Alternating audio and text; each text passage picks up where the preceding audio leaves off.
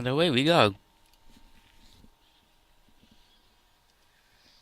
So last time we had the big kerfuffle orb, and then we all went to space because we were getting mega betrayed by everybody.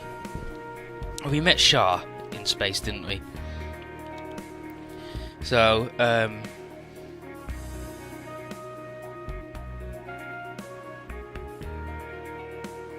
shit, what's this dude's name?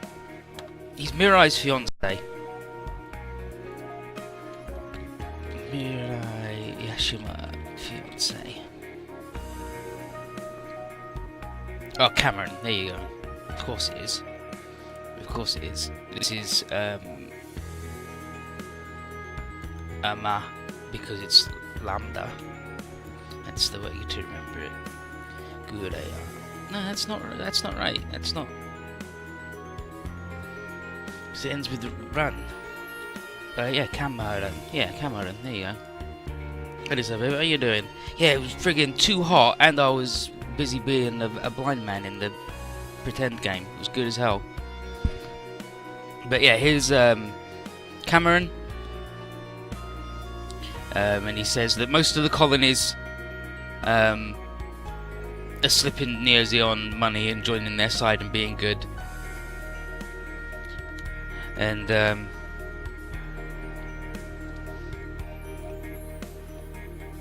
you, control the cable. Just a little bit more. And Bright says thank you for your help. And then Cameron says that he's mostly doing it, like he's mostly helping us out because he wants to keep Mirai, who is Bright's wife and Hathaway's mother, and Cameron's ex-fiance, alive. Just because he's like, hell yeah, dude. I love her and I want the best for her, especially if that means she has a world to live in. That would be quite nice.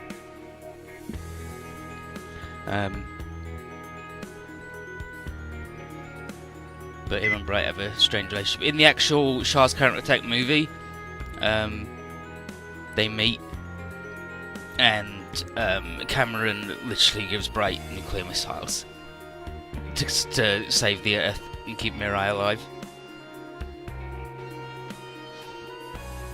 But he's a in the original Mobile Suit Gundam, you meet Cameron. He's like, Mirai, you don't got to take part in the war. It doesn't involve us. Just live here in space. She's like, you're a fucking idiot, dude. It involves the entire human race. And he's like, no, it's fine. We can do here. It's like, nah, sorry, buddy. But yeah, Bright's gonna he's looking forward to meeting up with the Nahel Agama, and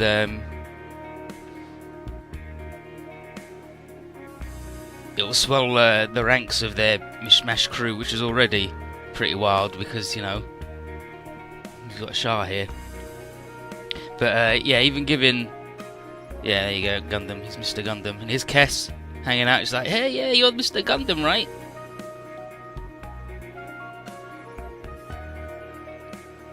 And then Kess mentions an audition.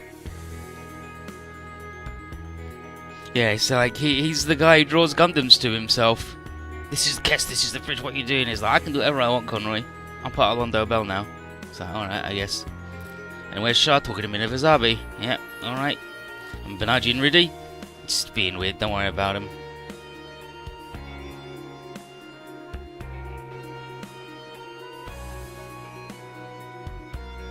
I see. But yeah, yeah. Bright's a Gundam magnet, so you wouldn't have thought that any Shah and Shah friends would ever be under his command, but there you go. Other than, you know, that time that he was, because he was Quattro, but that's not Shah, is it? But yeah, Bright knows better than to interrupt the Minerva talk, and Benaji and Riddy are both locked up in their quarters, and Riddy's going to talk to Nigel, who's another member. He's a member of the Black Tri-Stars, which is the cool special ops squad, but they're the Federation now instead of Zeon. Actually, I think they're just called the Tri-Stars now. When it was Guy Ortega and Mash in the DOMs, they were the Black Tri-Stars, and now the Federation dudes, they're just the Tri-Stars, because, I don't know, they wanted to appropriate the Space Nazi special ops squad name. But Bright's like, alright then, I'm gonna go talk to Benaji and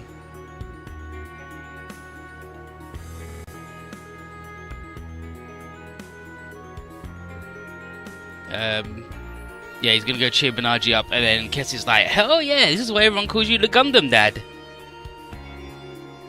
And he's like, Kess, I'm not the Gundam Dad. I'm the Hathaway Dad.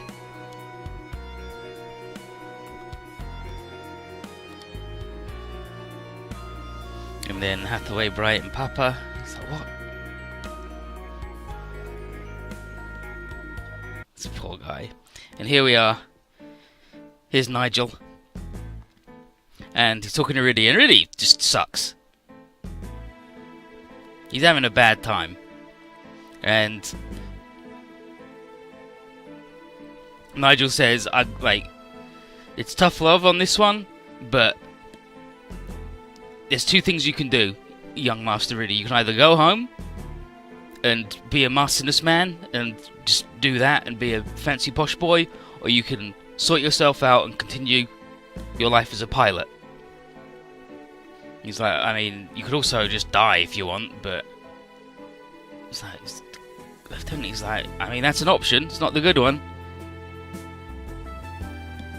Riddy's actually a really interesting character. It's just that because he has to do things for the plot to progress, because Banaji is a black hole of charisma and protagonism, it makes him do some really stupid shit for no real reason. Nigel tells Riddy that this is all much simpler. It's much simpler than Riddy thinks. Whatever your upbringing, gender, favourite colour, everyone's the same on the battlefield. At the very least, Nigel asked for Riddy to be put on the Londo Bell's team. Well, Londo Bell and Helagama team under Londo Bell. Not because he was a masterless man, but because he's actually, a pretty good pilot. Riddy and Merida are like the actual protagonists of Unicorn. And Minerva. And then it's just Banaji is like, well, I'm here. It's like, okay, well, why are you here? Ooh, 'cause plot demands. Alright, thanks, dude. If Riddy can resolve himself with all of his heart to live, then his mobile suit will surely respond in kind. And Riddy's like, I hate talking about shit. Riddy's an interesting character because he's he's super against Neo Zeon doing anything and the Laplace's box, because when he finds out what Laplace's box is, he's like, no. He remembers the atrocities of the 1 Year War firsthand. He was young enough to be there, but old enough to remember it, compared to Minerva, who was an actual baby, and Riddy, who was also Banaji, who was also an actual baby. So they're like, I read about some really bad shit. I appreciate that it was really bad,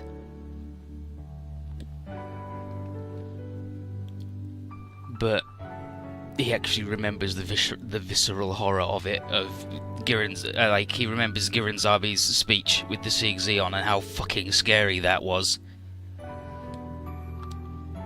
But here's Bright. Shah said it was nice of Captain... Well, he doesn't even say Captain Bright, it says it was nice of Bright to let us use his quarters for this meeting. And Charmin are having their meeting. And Shah says he doesn't like space noids and earth noids. He doesn't care about that. He fights for all of mankind. Though, now that he's given up the throne of Neo Zeon, his role is more limited, but he's given his smug face because he's shithead. And he says, Nunai and other people have stuck by him. He's not surprised that other people of Neo Zeon have gone with Sidriel to save their own skin. And it's a rational call against such an incredibly powerful enemy.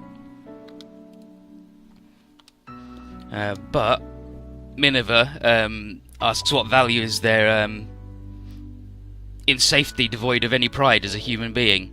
And people like that have no future at all. And Shai's like, that's exactly what I wanted to hear. Hell yeah. And where are you going? He's like, I'm going to go talk to the young man that broadened your horizons. Banaji. He's like, that's right. And he says that in Banaji he senses something different than Amuro and Camille. Yet another new possibility. Maybe once all this mess is over, there'll be time for Shah to enjoy Minerva playing the violin. Yeah, he says there, the violin. Once more. And he's like, that'd be nice. That'd be nice. Hey, yeah, Platt. Like, Minerva is probably... Like, there's like 3 people that Shah has ever cared about. Like, he doesn't even care about himself. But it's Amuro, Haman, and Minerva. And then he just fucked like each of them up real bad. But the Minerva turned out alright in the end, but not much due to him. Here's Banaji sitting in his room, like, Marina, it's all fucked up and Reddy's being weird too. Banaji. And then Shah comes in. He's like, come on, there, Shah. He's like, that's right, it's me. But yeah, they give guarded greetings. What about his sister and Lala? Yeah. He like, I don't know if he cared for Lala. Like, he wanted Lala to care for him. And he says that he doesn't care about her, like, in the show. He does say, he's like, no, I'm only interested in you for your power. But obviously it isn't. And Artesia, mostly all he does is he gives her a big suitcase full of money and says, you need to get the fuck out. Because otherwise you're going to get murdered. Possibly by me.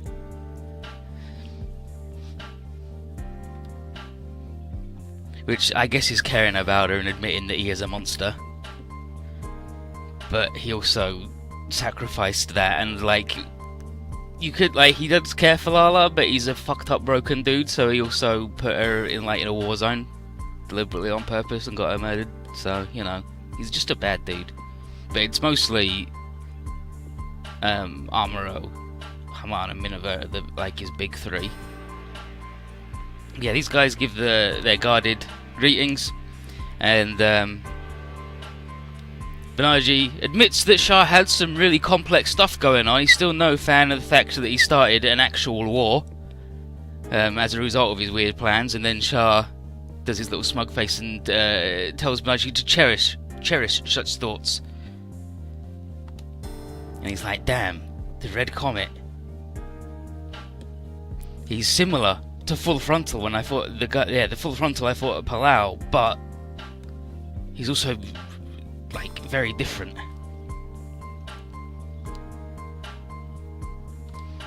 He's like, you're thinking about Full Frontal, huh?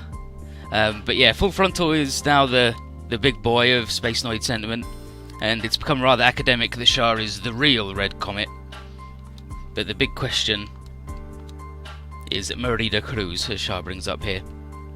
And she's the latest in a long line of human modification that started from like the before the 1 Year War and a bunch of bullshit, and oh, it's no good. It's no good. Yeah, it mentions their cloning. Yeah, the original Xeon Republic used cloning and the fortification like the Cyber New type thingy as a shortcut to raising gifted pilots in case war broke out, with the Federation who just had massive numbers advantage.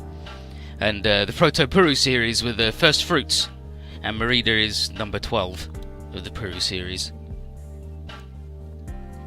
The plan had been for her and her... Yeah, number 12. Proto-Puru 12, Merida Cruz. Yeah, the plan had been for her and her sisters to grow up and become Xeon military elites, but the 1 Year War happened and it all got jacked up. The Purus were too young to go on the battlefield, so...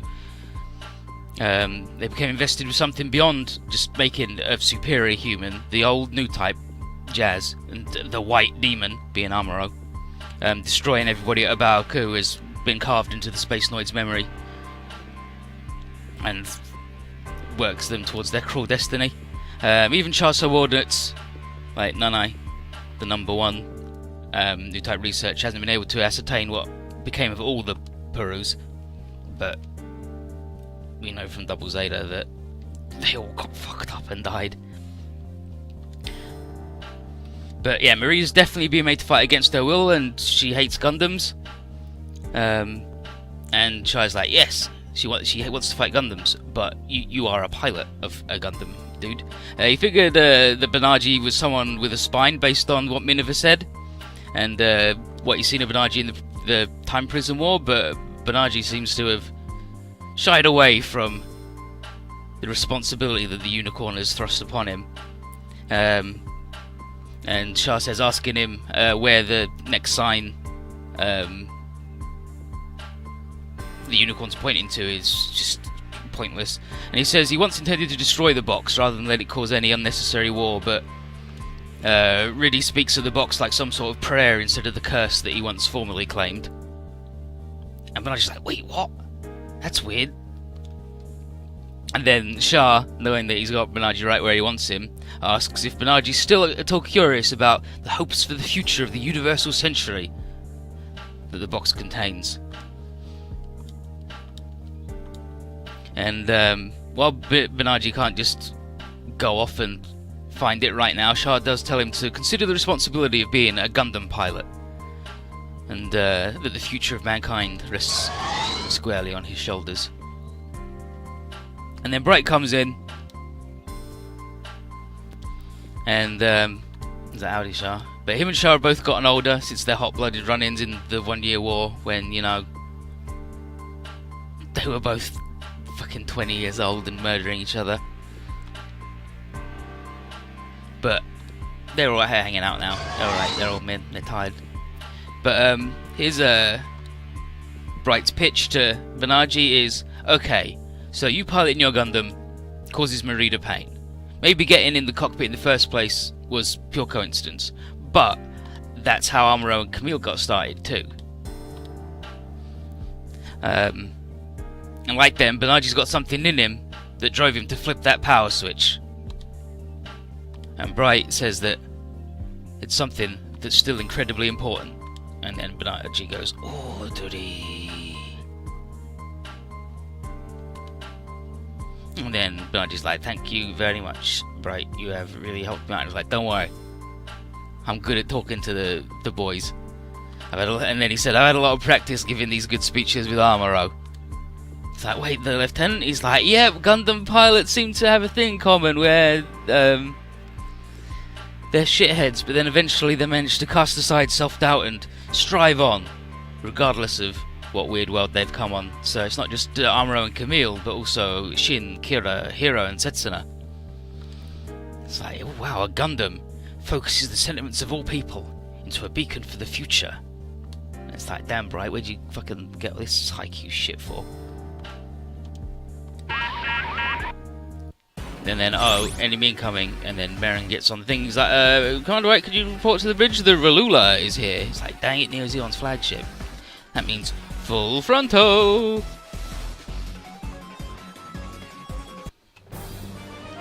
And this is Shadow of the Red Comet.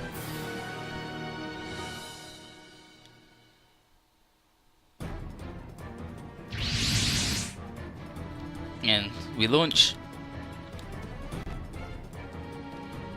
Yeah, and the Rock Island has to defend while we wait for the Nahelagarma to show up. And Kiss is like, it's fine, don't worry, I'm here, and the captain's here. And I'm just like, yes, Kiss, Londo Bell are good as hell. The Tri-Stars are gonna... And his Coro's like, yeah, Echoes ain't too bad either. It's like, wow, Nigel, you're a real good dude. It's like, there's two of us. Really? Banaji, let's just work together. So, Banaji and Rudy have a little chat. And Rudy goes first. He tells Banaji that he's lost the ability to smile for reasons that he can't quite figure out yet. But he's going to fight for what he believes is right. And he's going to beat Banaji fair and square one day. And Banaji's like, oh yeah, dude, let's do it.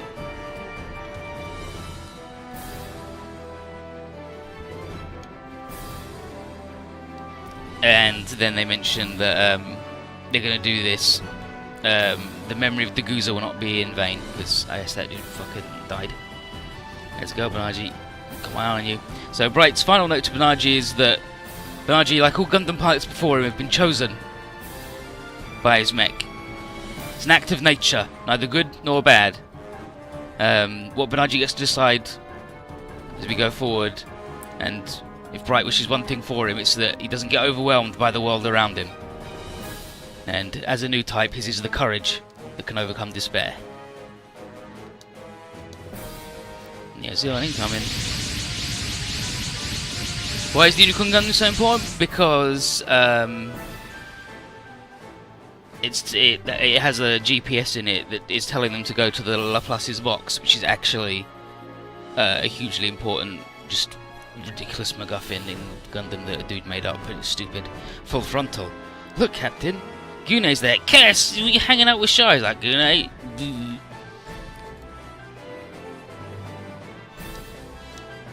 With this timing, it's like Minerva. She's on the bridge.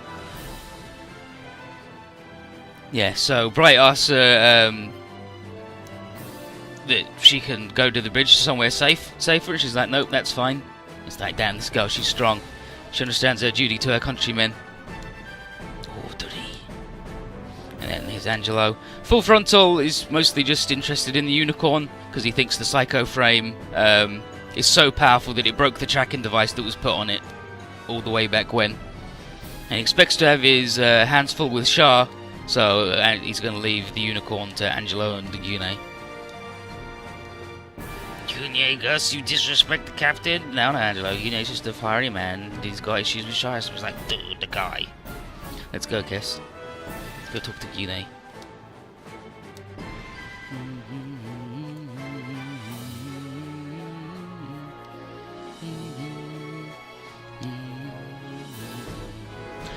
Daryl, what?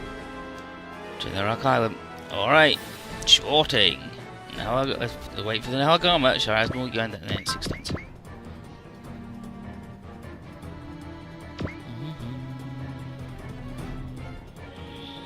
Like, the only person here who actually knows what's in Laplace's box is Riddy. Here's the Jester, it's good. It's got the really powerful support attack, and this is what I put Fart in, because it's got a shield. So it's actually just dead good. And here's the Echo's G-Gun with its beamed eagle, Sam Fisher goggles, and big knife. And then it's got its hand gun, dagger knife, yeah, big knife, and yeah, mega knife, and yeah, it's like dagger knife, sure thing, dude. And then the mega bazooka launcher, and then that's it, really. This guy doesn't have any new moves. She's the same thing. Yeah, she's the same thing.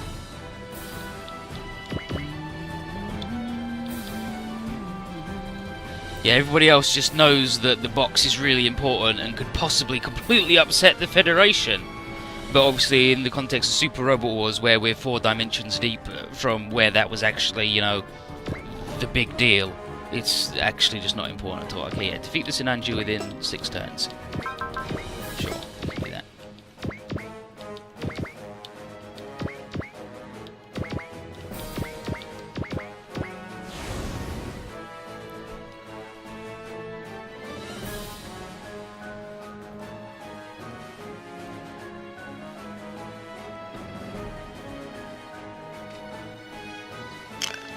Yeah, Deguza surviving apparently isn't canon, but Jin and Shrade, I believe, are. Okay then, bullshit incoming is the Grand Chiers.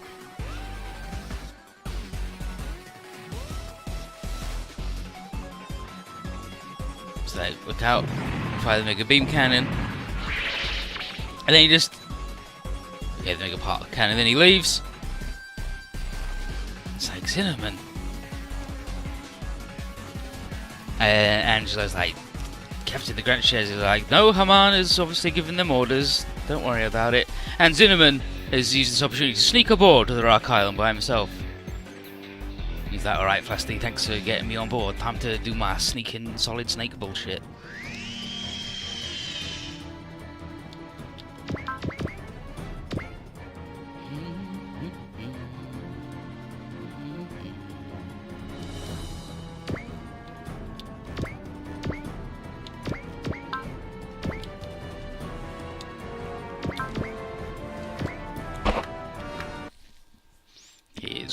Nigel. Huh. It's quite the old school team, isn't it, Commander? Lieutenant Commander, rather. What we lack in youth, we make up with experience. That's right. Let's show them how professionals do battle. Aye, aye. Time for a tag team between Echoes and the Tri-Stars. No, Conroy. Conroy's good. Look at his fucking robot. ここまでだネオジオン。 Tactical as shit. Look at him, he's got a beamed eagle and Sam Fisher goggles. ネオジオンは負けん。絶対にだ。所詮はジムの発展型だ。相応の覚悟を持って臨んでいるということか。敵機発見。これより攻撃に移る。無駄な時間をかけられん。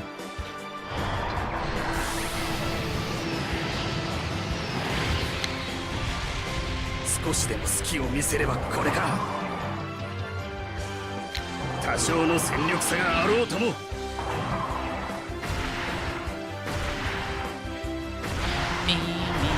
ジオンも好きにやらせると思うなよ。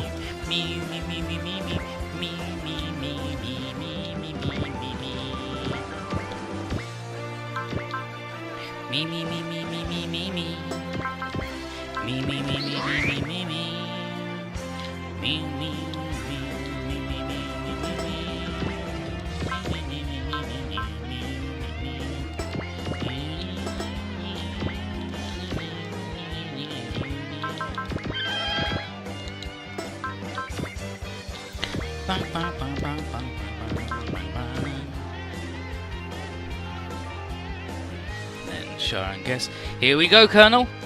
Kess, I'm sorry for the mess I've dragged you into. Please, you don't have to apologise. You've done so much to open my world. I see. You've grown wise, Kess. I couldn't well stay a child forever, so you don't have to play the father figure anymore. All right, Colonel? You need to live for yourself, not as what others want you to be. You're right. After all, I've long since stopped being Zeon's red comet. What a good boy Shar is. He was a huge shithead, but then actually he's a good boy.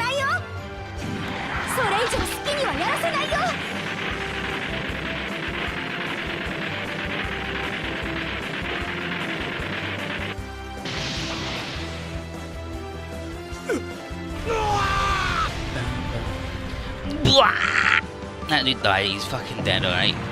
And then Char couldn't kill that dude because he's fucking shit, I guess. He's bad. Bad Char. Bad Char. What are you gonna do? I need to convince...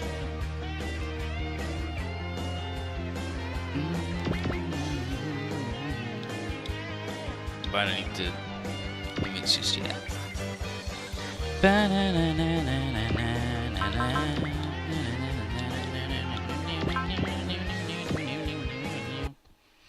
And then these two jokesters.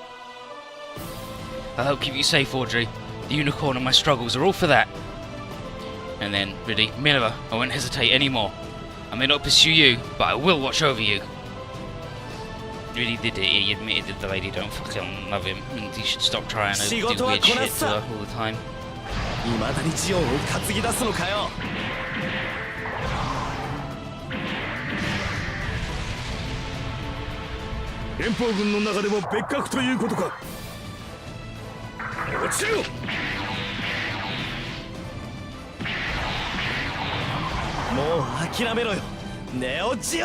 Yeah, the unicorn has this GPS thing that sends you on a scavenger hunt, and you go to the locations of various super key moments in the history of the Universal Century. So eventually, that when it sends you to Laplace's box, you will like be well informed and be in the right mindset to decide that when you find out what is inside Laplace's box, whether you will use it or not. Like they get sent to the ruins of Laplace, which was like the big terrorist event that set off the whole thing. The big crater in Sydney. The headquarters. They get sent to all the different sides and bullshit, and they have a good time. By a good time, I mean have a bad time.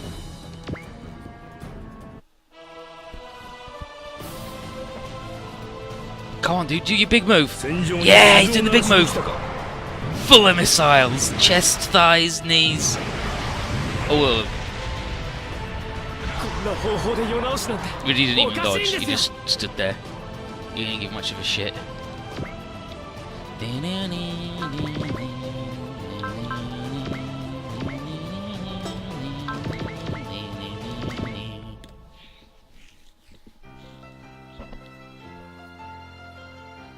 オジオンの戦い方を見せてやる。抵抗はよせ。こんな戦いは無意味だと言っている。フロンタルの妄言に踊らされるか。 What is Frontal up to? Chop chop him. Be tombo. どうしよう。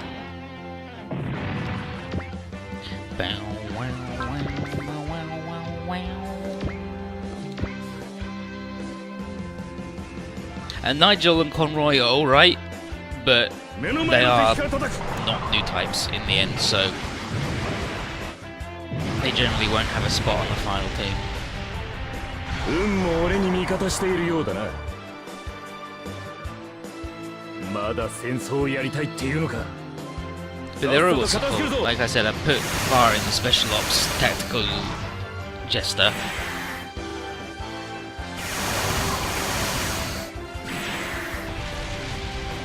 ネオジオンは負けん。絶対にだ。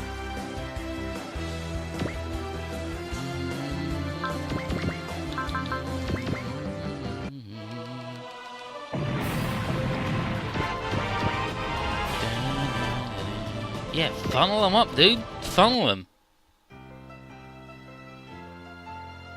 しくじるわけには。離反者には相応の報いを。 当たるもんか。 These guys are going to vamp. Does that mean they're closer to 30 than 20? Let's have a look. 抵抗はよせ。こんな戦いは無意味だと言ってい Conroy る。 Hargensen. 状況が見えていないから過激な手段を使う。マンネリ Conroy Hargensen is 35. He's the fat one. 決めさせてもらう。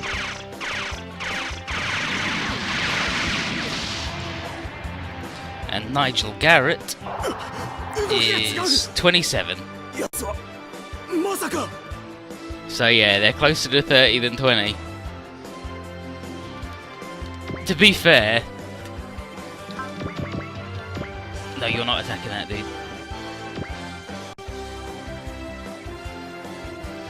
To be fair, it makes sense that veterans in... At least in Universal Century Gundam, veterans at that age, because everybody else fucking died. It's not just the, oh yeah, everybody's too young in anime. Here's Gune. Shah Aznable, this day has finally come! Gune, tell me just one thing. You once said you'd stop me if I was being reckless. Is now that time? No answer? I'm afraid I can't make my peace with being brought down by such a man. Shut up! You're going to be my stepping stone to greater heights. I'll surpass you and prove I'm the better man. Gune, you know what, dude.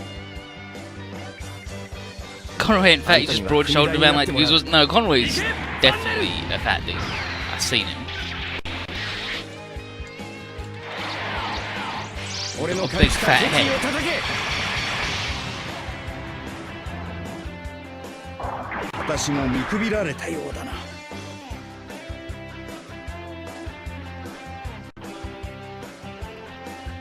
Like, even just the main picture of him on the Gundam Wiki is you can see that he is a portly man. Uh oh, they're way too strong, this sucks. But don't worry, Banaji, we got help. There they are, there's the Jokers.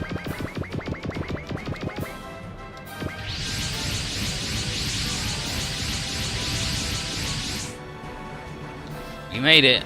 You came, Z3.2. Really? Hey boy, how you doing?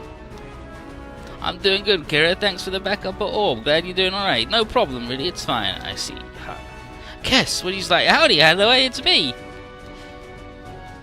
How you doing, Shark? Howdy. I see Camille's there. Colonel. Uh-oh. Incoming. Wink. Oh, look. It's Merida. They followed us from the Earth.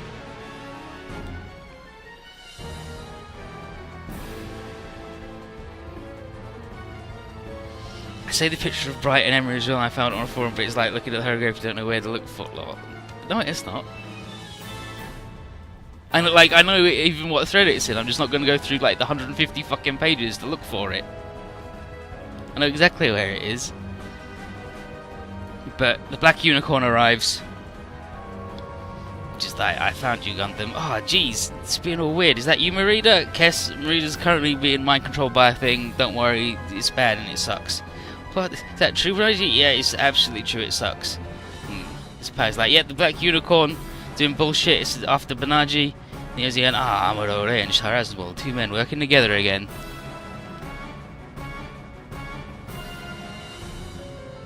The Black Unicorn. He's like, don't worry, we only need the other unicorn. Hell yeah, we'll get him. And here's Alberto's like, Puru 12, ignore the Neo Zeo and get the white unicorn. Roger, master.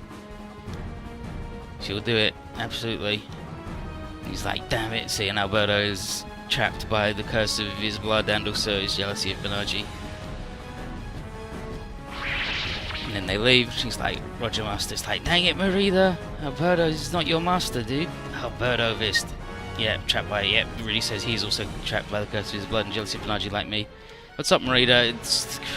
You can't do it. Don't worry about it. Marida, I'm gonna show you, remind you that that dude is your dad. Test the facial, come to the page where you can't, because you can't look at that forum.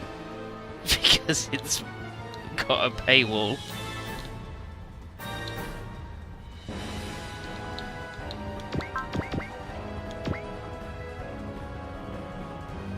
Okay, and now there are 2 secret things here. For the Marida survive, which we're gonna get anyway, it doesn't matter because we're on a second playthrough. But to do that, you have to convince her with Banaji for +1 point, and Kess is another +1 point. And also to get Gyune, you convince him with Kess for +1 point, and you have to do Kess first, and then you can convince him with Shah. And that's another point.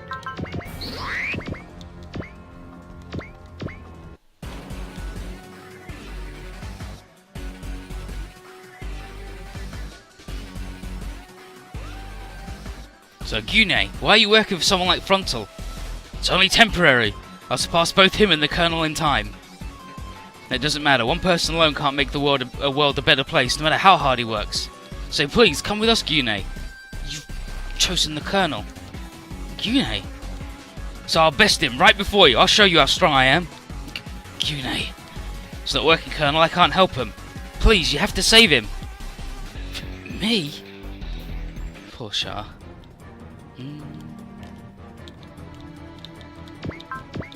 And like, it's not even that fucking important a picture.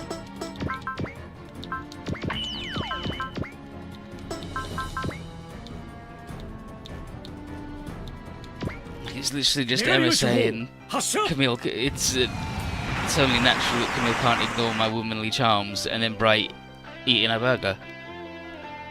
Like, you've even seen the picture of Bright eating the burger.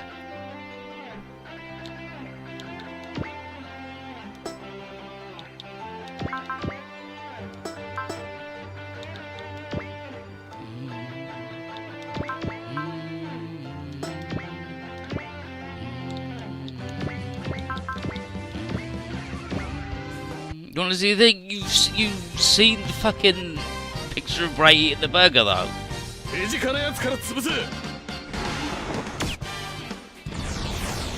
Like, you know what the punchline even looks like. You linked a picture that had that as part of it.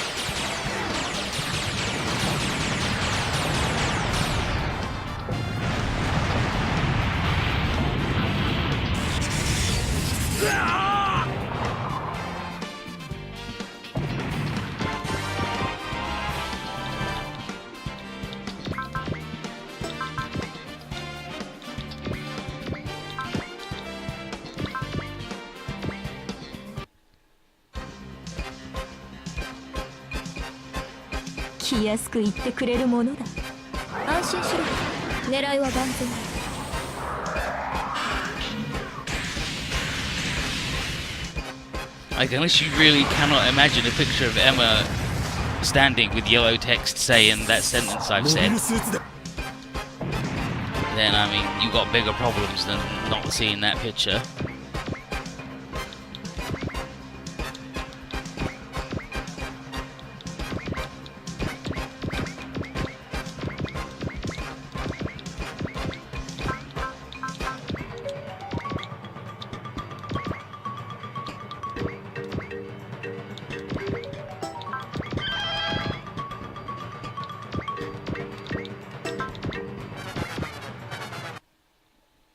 Might be imagining too far. No.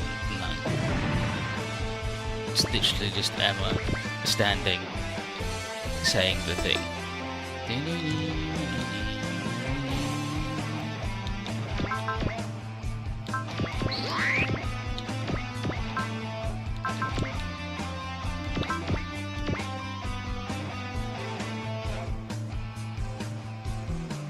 そちらも気を抜くな。ターゲットロックオン。こ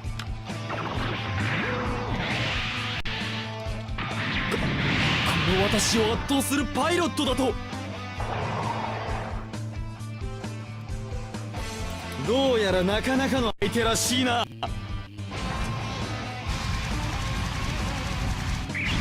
お前の攻撃パターンは解析済みだ。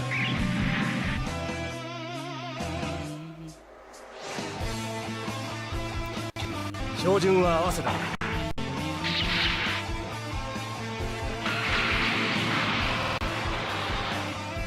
このままでは親衛隊の流すたる。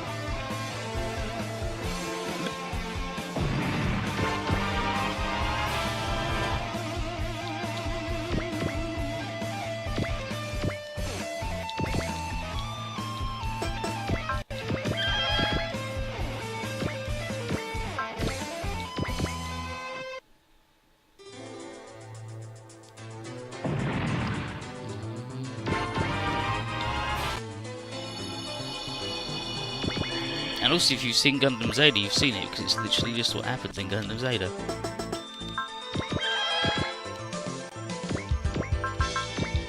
Just in screenshot form is all.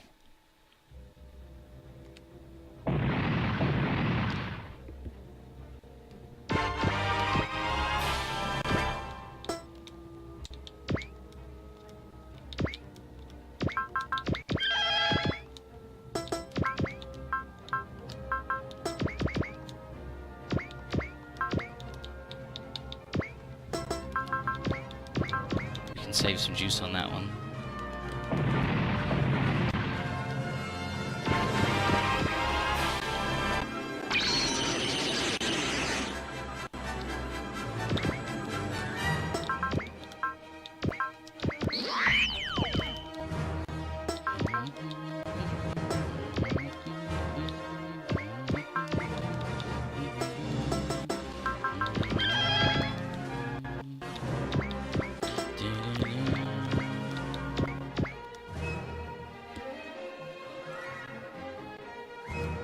敵の動きを止めれば、あと。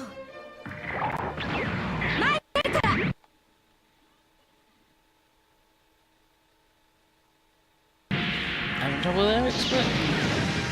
Excellent. And I know exactly why as well. There you go, that should solve that problem right there and then.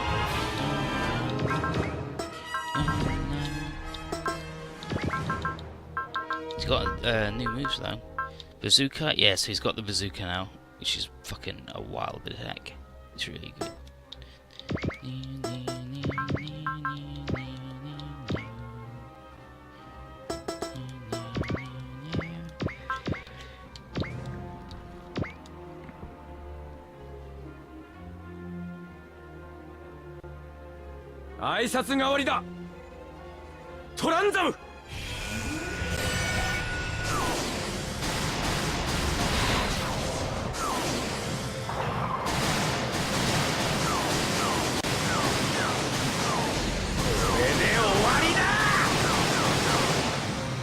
This is the end.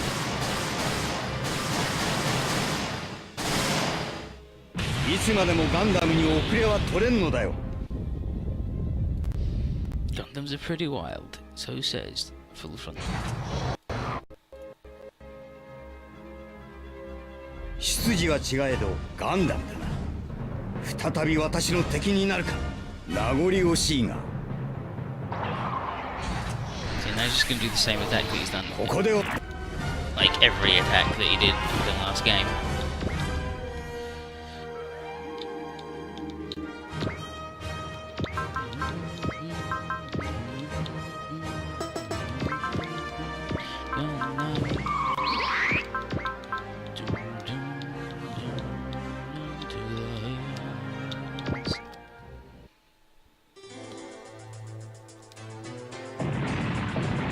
Fucking hell, Amaro. I didn't expect you to murder him, but then I forgot that you're really good.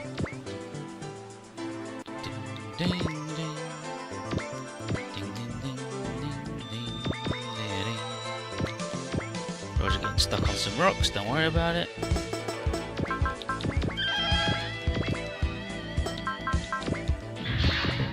There you go, Phil, thanks.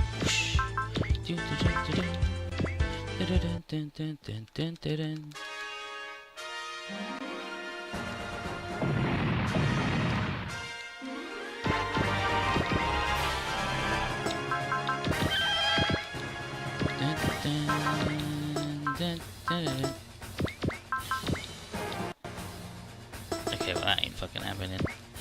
I'll get my wastitude. Oh, actually, no, this is fine.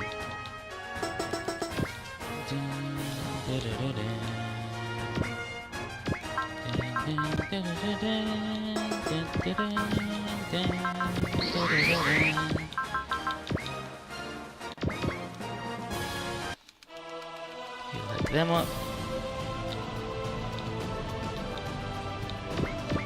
Down here.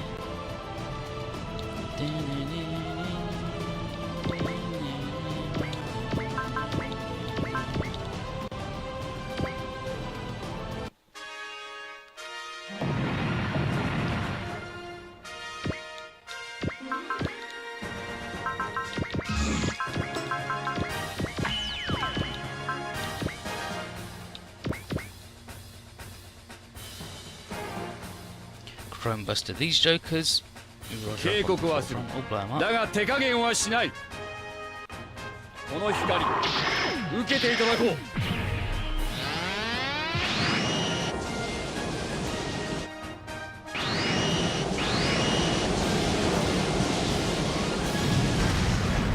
圧倒的なパワー。まさにスイーパー。その図体ではいい的になるだけだ。リップ王の走行を甘く見ないことだ。 Big O is no devil. I wish the fucking park would stop flying away. It's pissing me off.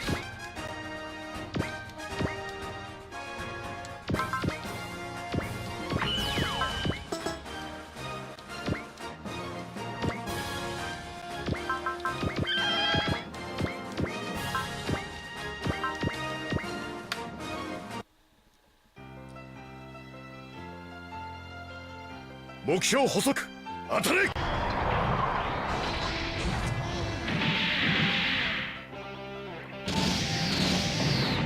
もう限界だ。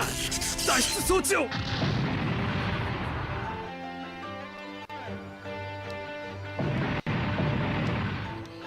Nice work.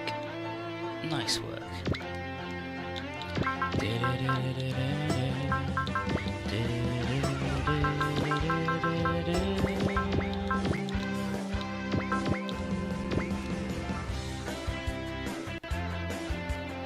Big diggle fucker.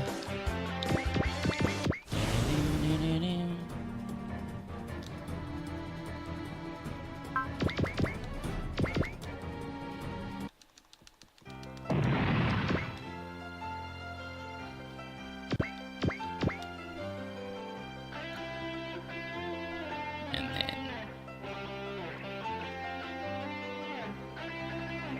yeah, stop this, Gunya. I don't want to fight you.